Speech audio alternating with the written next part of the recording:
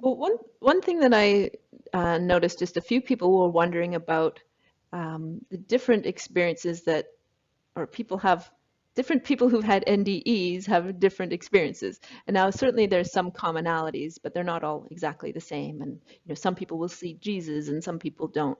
Do you have any insights on why that is from your perspective? Yes, I was actually told why that is.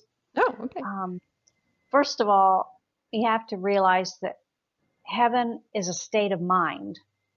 It's entirely mental and emotional. There's no physical component. Right. So, but, when we first cross over into the afterlife, we souls are used to having a physical environment.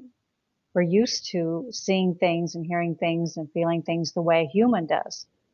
And because once we get out of the body, we instantly manifest physical reality.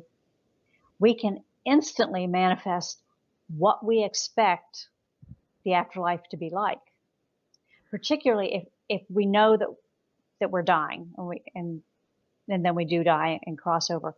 Those people who believe the afterlife is going to be, beautiful gardens and crystal cities and wonderful music and beautiful colors will get that for a while.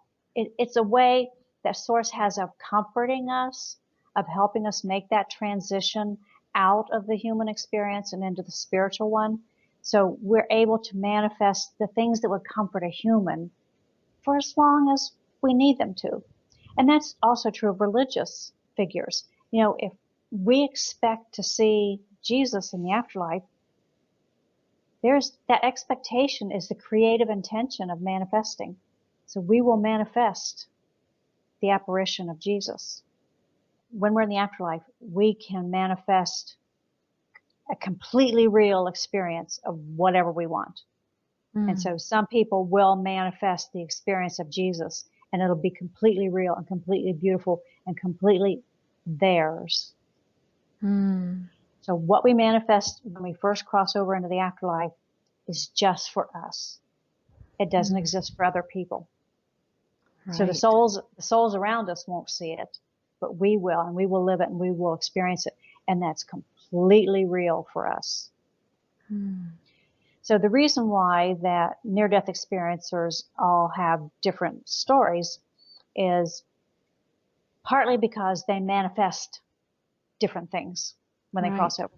And 99% of near-death experiencers just get a toe in the door. They don't Right. they don't get very far into the afterlife. I did. I went through the entire process through eternal life and merging into Source. 99% of near-death experiencers don't do that. So what we see and what we hear in their stories is mostly what they've manifested.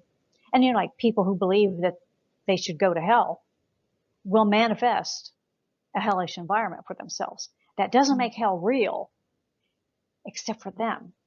Right. And so that's why it's so, so important to heal these erroneous and harmful beliefs that we have while we're in human life, particularly before we, are ready to cross over. Mm. And once you've been through that manifestation, what would you say is the stage that's past that?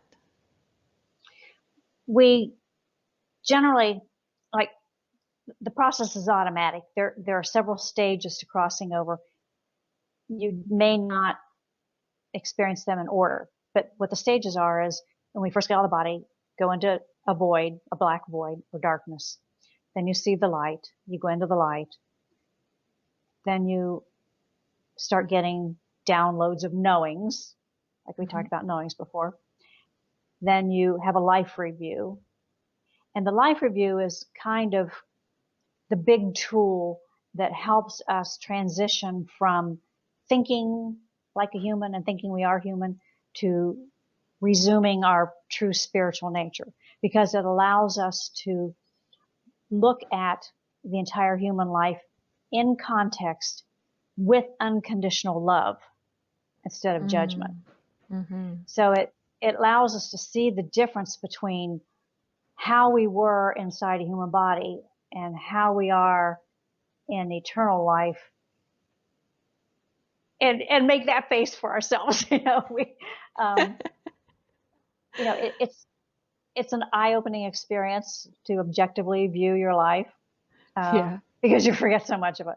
But it's it's part of the transition, and most souls, once they've gone through the life review, they're through the major part of the transition.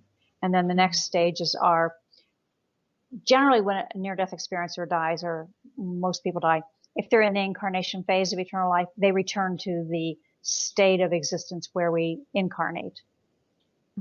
If you finish the incarnation stage of life, you may go into a stage that I went into, which is where we live vicariously by merging our energy into others that we love and experiencing vicariously what they experienced in physical life or eternal life.